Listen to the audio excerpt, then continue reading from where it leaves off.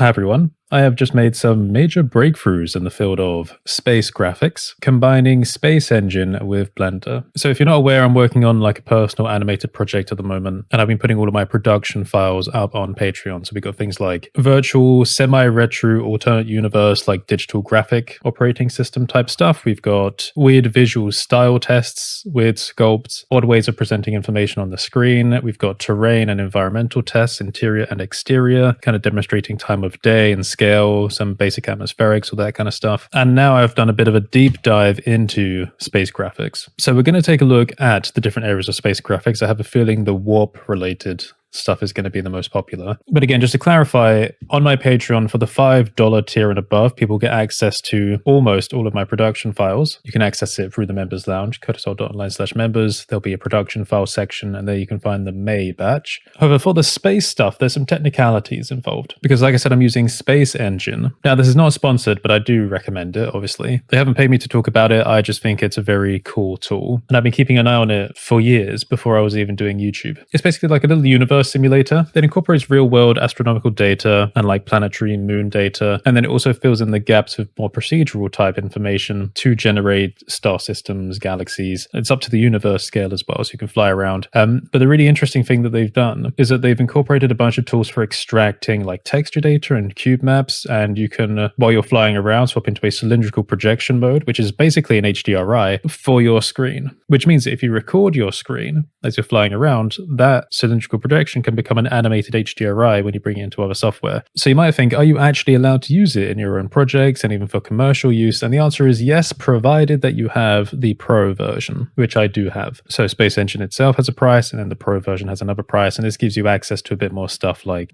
higher res outputs for the tools and access to extra tools. So let's talk about what I have Blender-wise and what I've made available to patrons. So I'm in one of my production files here. First of all, what I'll just do is, it will be choppy, but I will play this. So I've got a sphere that's reflective. We're looking sideways during a sort of warp sequence, and we're seeing the reflection of a galaxy approaching. We're passing through it. We're in the lower density region. We're rotating, so you can see the galactic arm behind. It's a really cool effect. We're flying upwards from the galaxy, and we're about to dive back down into it. And then you can see where we pass through the extremely high dense region. Now, from a slightly different perspective, I rendered out this short low res test to show the sequence. So this is basically a warp effect. We're falling through the stars. You can see it bending and curving at the edge. I'll explain why it's doing that in a little while. Passing through the galactic center, through some of the outwards arm. It's going to dive up, and then we're going to turn back down into the center.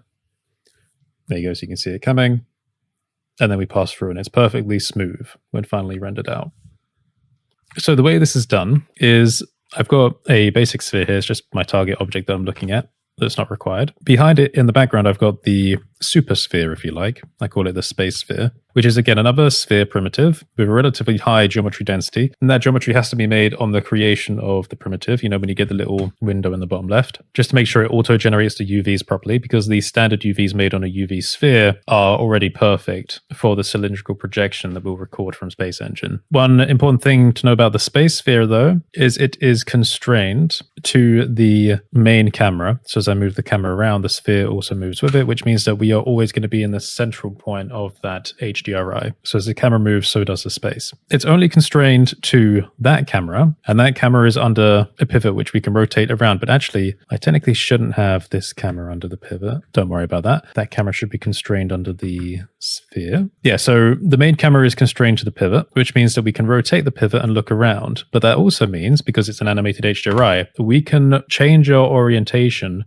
to see space coming from in front of us or to the side or whatever. So we can change what we're looking at in real time. So if we want it to look like it's going by behind us, we can just rotate the pivot to do the opposite, etc. A separate camera I have is what I call the space edge one. Now this one is flattened up against the edge of the supersphere. So the reason I've done that is because you might have seen Interstellar. In that film, they, kind of discussed the possibility of a wormhole. So, like a point connecting two different points in space. A puncture in space-time in three-dimensional space being projected as a sphere shape. So then when they fall through the boundary of that sphere, you kind of get this lensing effect going on. So just for a laugh, I thought, let me put the camera at the edge of the supersphere and, see what it does. And you get this really cool lensing effect. And obviously you can like rotate that to focus on whatever point you want. We could also change the focal length. length, so it grabs in more and you can get some extremely trippy effects. It's nice to have a structure that you can play around with. There's also some depth of field. So if I remove the depth of field, you think, oh wow, isn't that more clear? Yes. So resolution is an important thing to talk about.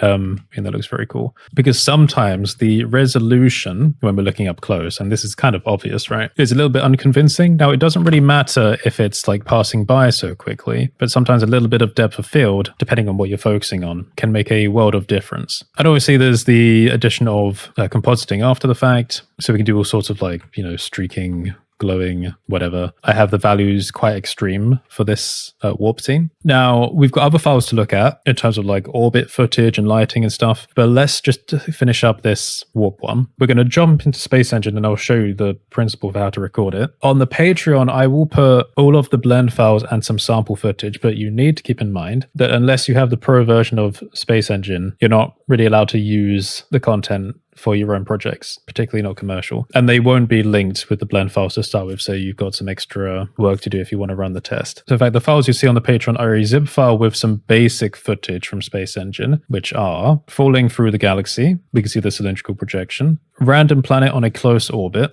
like this. And I'm going to show you how I integrate this into Blender soon. This is actually one of my least favorite pieces of footage, which is why I'm giving it to you, because there are like, some scenes and stuff that I don't really want to spoil. And then we've got the HDRI type projection for that close planet orbit, and I will show you how I use this for lighting. All right, so Space Engine.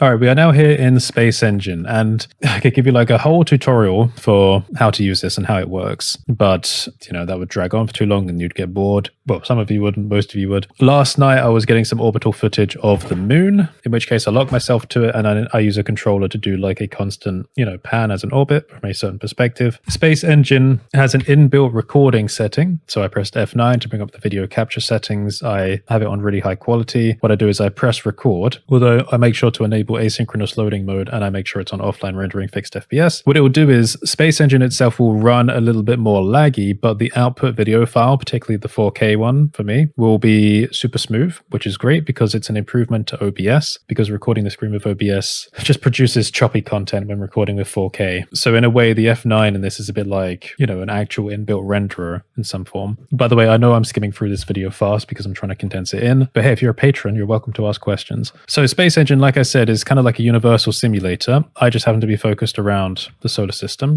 I have adjusted my visual settings so all the lighting is manual, which means that, things look a bit weird when zooming around. But as we can see, I can speed up and zoom away from the solar system. And in doing that, we have a galaxy. So obviously this is where we'll get footage for like the warping and stuff. Now you could just record the screen like this and, that'd be nice. But the real power in Space Engine is if we go to the display settings, we have various camera projections. One is perspective, there's fisheye, which obviously just does like a fisheye lens, so it's like a kind of concave sphere. There's cube map at the bottom, which generates a cube map. It's be very useful for like game engines and such. But then the one that's important to me is cylindrical. And even more important is having the rendering resolution as high as it can possibly go. So this is what we said about how if we're looking at the edge of the sphere, we will notice insufficient resolution, or even if we are looking at a focus object without a bit of depth of field, if we've got like a particularly long kind of focal length going on here, then we will see the resolution issues in the background, which is why I tend to leave a little bit of depth of field on, even if it's just slight, to help blur that in. So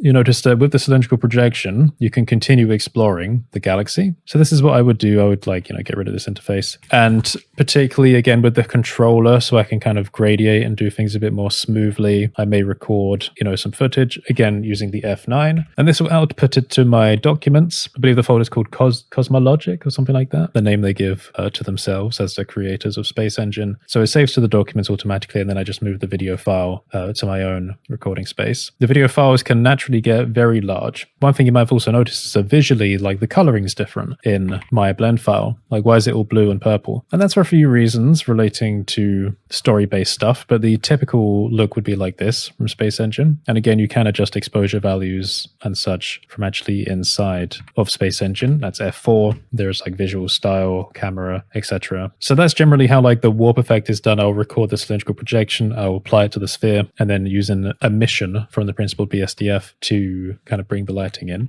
Next, let's take a look at the planet orbit file. So in this one, I'm using footage of the moon. So if I play, you can see again, it's choppy, but it's going to be having the moon pass underneath us. And in this case, the lighting on the UFO object here is reactive to the moon. So if I skip ahead, you see that it's brighter now on the UFO as we're getting to a brighter part of the moon. But the UFO is not actually responding to the footage in the background. If we zoom out here, you can see what I'm doing. We've got two sources. One is a plane, which is the 4K or a slightly trimmed ultra wide, because it's actually larger than what the camera can see. As you can see here, it trims out a little bit because I'm doing 5120 by 2160 ultra wide footage. But that's no good for lighting because you want to capture the entire skybox, even if most of it's black, so you can see where the sun's coming from, which is why there's more footage behind. It's lower res when it comes to looking at the moon's surface, right? So you don't really want to use that as a background because you will see that it's low resolution, but it's perfectly fine for lighting. So if I look around, we can see the Earth over there and the sun over there. Now, to assist with the sunlight, what I do is I grab an actual sun lamp object and I place it relatively where the sun would be. Now, I need to animate it over time. I mean, I don't need to, but I can if I want to be more accurate. You know, earlier on in the footage, the sun was in a better location, although things have moved now. So what I might do, if the orbit's not moving much and I'm just in a rush, I may just put it to an angle that's like an approximation of the average point for the sun. Then if I was doing this like for proper production, I may track it better. The reason why I have the sun lamp in addition to the backing sphere lighting is because for certain objects, the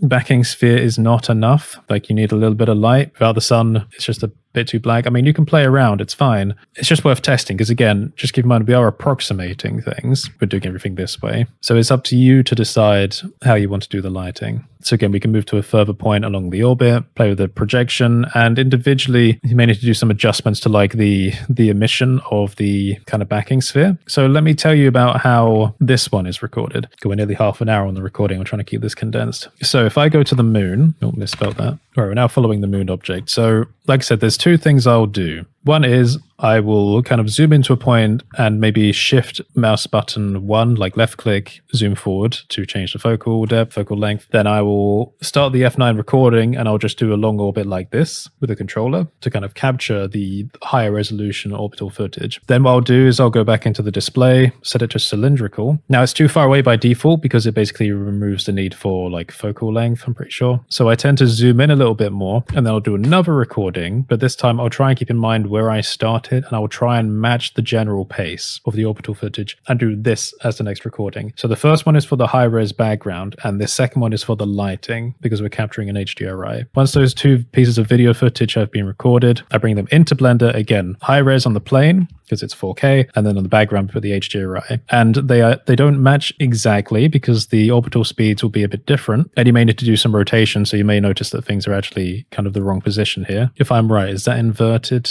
RY 180? There we go, to try and match the position. So the orbital speeds will be different, but no one will care because it's all just an illusion, you know, of lighting. The UFO model will be included, by the way. It's one of my old models. So again, there's a piece of sample footage that's in one of the zip files, which is from a random planet. But again, pick up Space Engine Pro if you actually want to properly apply this technique.